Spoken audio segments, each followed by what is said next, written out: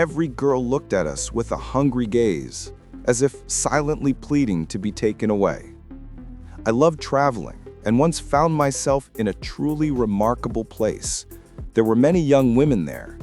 We filmed a lot of footage, but later on our journey, the camera was stolen. So I invite you to imagine it for yourselves, and I will try to convey a similar visual picture. Imagine this: you're driving to an unfamiliar remote area, expecting to be the first and uninvited guest. You think you'll look around, try to make contact, explain who you are and why you've come. But reality turns out to be completely different. The moment you turn off the engine and step out of the car, you realize you are already expected. Right in front of the hood stand three young women. They aren't looking around. They are looking directly at you. They are clean, tidy, and their eyes hold more than just curiosity. There is expectation in them. It feels as if they knew about your visit in advance. A strange sensation arises. Did I get something wrong? Maybe they're waiting for someone else. But their gazes, fixed precisely on you, leave no doubt.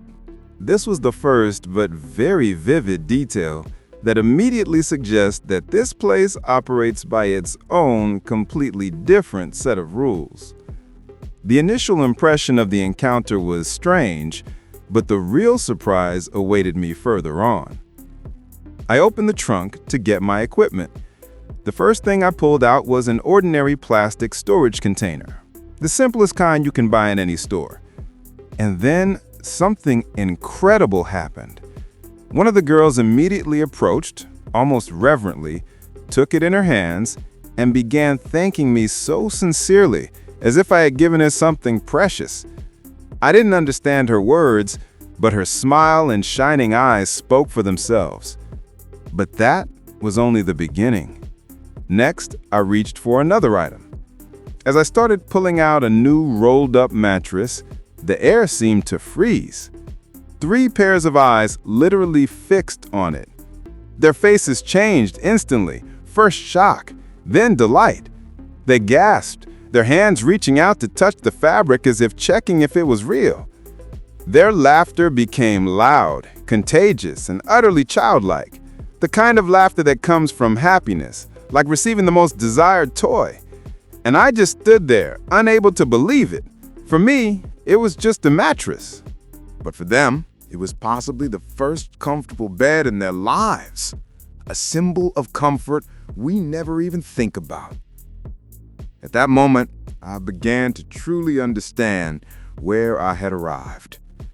The girls' enthusiasm was so genuine that they, without waiting, grabbed the mattress and carried it towards the house.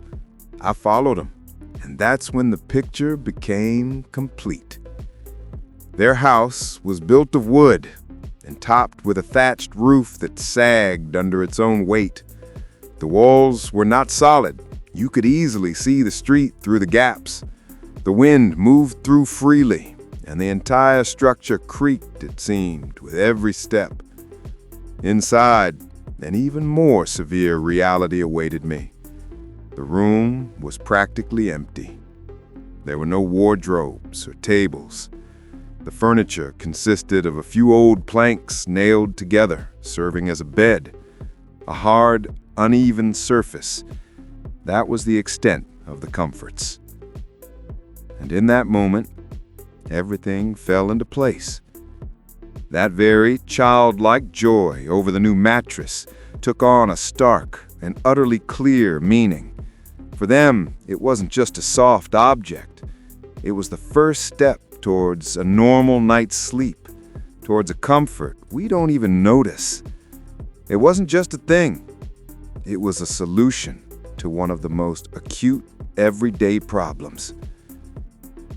Then the mother of the family emerged. A woman with a face etched with wrinkles, but with incredibly lively and hospitable eyes.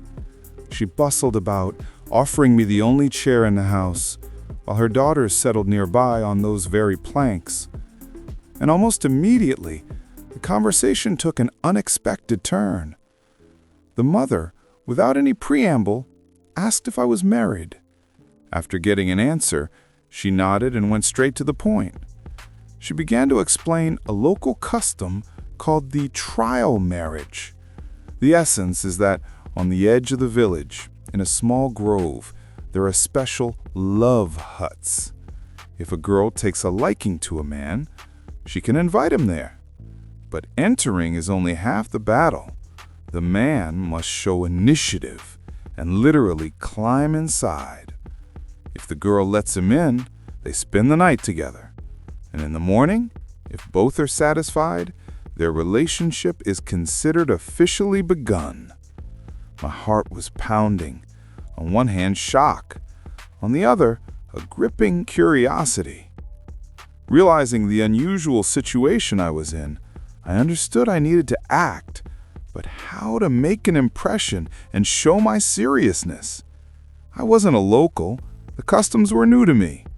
And so, I decided to use something from my world that was completely absent in theirs. I took 2 small boxes from my backpack and placed them on the table with a smile. "Guess what's inside?" I asked. The girls were burning with curiosity. They crowded around, whispering to each other, touching the boxes with their fingers. They saw the writing in English, but couldn't read it. For them, it was a mysterious message from another dimension. When I opened the lids, inside were 2 brand new smartphones. Silence fell, followed by an explosion of emotions. Their eyes widened in disbelief. They handled the devices with incredible caution, afraid of damaging them. When the screens lit up, dazzlingly bright in the hut's gloom, their delight knew no bounds. In that moment, I wasn't just giving them gadgets. I was giving them a window to another world. The possibility of communication, access to information they never had. Their reaction was more eloquent than any words. For them, this wasn't just a gift, it was a key to a new life. The euphoria from the gifts was obvious. All 3 girls looked at me with unconcealed sympathy and hope. But then a practical problem arose, which their mother voiced with straightforward village logic. She calmly stood up, lined up her daughters in front of me, as if at a matchmaking viewing, and said, "Well then, choose. None of them will refuse. If she likes you, you can take her with you." Just like that. 1 man and 3 potential brides. My forehead grew damp with perspiration. How does one even make such a choice? Each of them was attractive in her own way, and their eyes reflected a readiness for this tradition, so strange to me, yet natural to them. The mother, seeing my confusion, just laughed and wisely remarked, "Don't rush.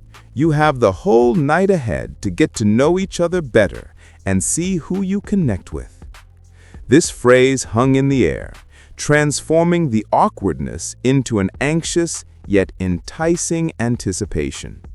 What was I going to do? While this awkward drama of choice was unfolding in the first house, my companion headed to a neighboring village. And if the first one seemed poor, the level of poverty here was even more severe. The houses looked as if the wind could blow them over at any moment. Crooked walls, straw roofs blackened with age. He decided to approach the most modest-looking house. At the entrance, he was met by a girl who, upon seeing a stranger, immediately hurried inside to tidy up both herself and the dwelling. When she reappeared, it was clear she had made every effort. Her dress was old but clean, her hair neatly arranged, and she wore light makeup that highlighted her natural beauty. But her eyes held not hope, but rather a desperate resolve. She began telling her story without embellishment. Her father had left, her mother was gravely ill, and all responsibilities fell on her. And most importantly, because of this poverty, no one wanted to enter a trial marriage with her.